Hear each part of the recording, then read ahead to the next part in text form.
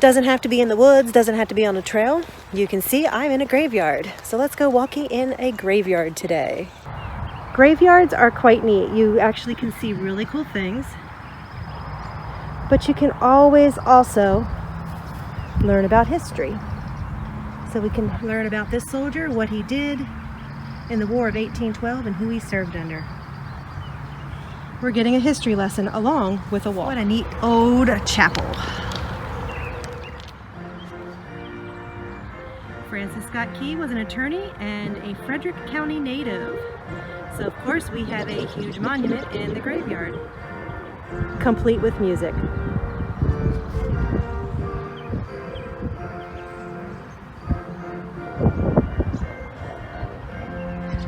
Oh, and I just realized Francis Scott Key lies beneath the monument in front of us. And now we're going to visit the grave of Thomas Johnson, the first governor of Maryland. Got the Maryland flag.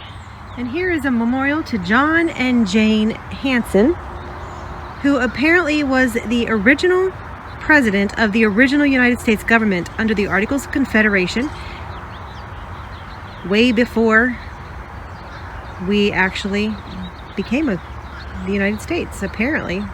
Have to research that one. And we have a monument to the unknown soldiers of the Confederacy who died at Monocacy and Antietam battles in the Civil War. Unknown soldiers, I don't know how many, but it did say bodies, plural. I like the all the Confederate graves. Yeah. There is something peaceful and tranquil about walking in a graveyard. That's a new one to me. I have never seen a stone dedicated to the memory of the children who served and died in the Civil War. Pretty nifty. And now we have a monument to Barbara Fritchie. She is some Civil War heroine who did amazing things apparently in the Civil War. I don't know what they are, but I can read about them. Doesn't really tell what she did, does it?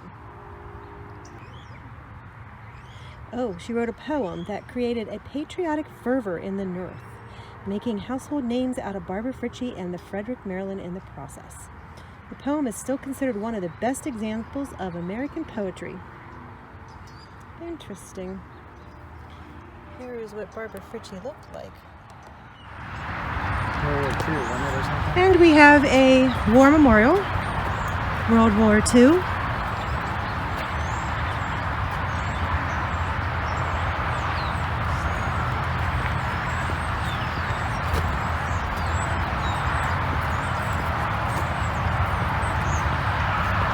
And these were apparently all local men who died in World War II. You can see they've got nice little places to sit. So Eamon Burgee apparently was much loved by the Boys High School Alumni Association. Scholar, teacher, and friend. The backside of all of the mausoleums and the chapel. And if we come over here, every good cemetery needs a pet cemetery. So let's go visit the pet cemetery.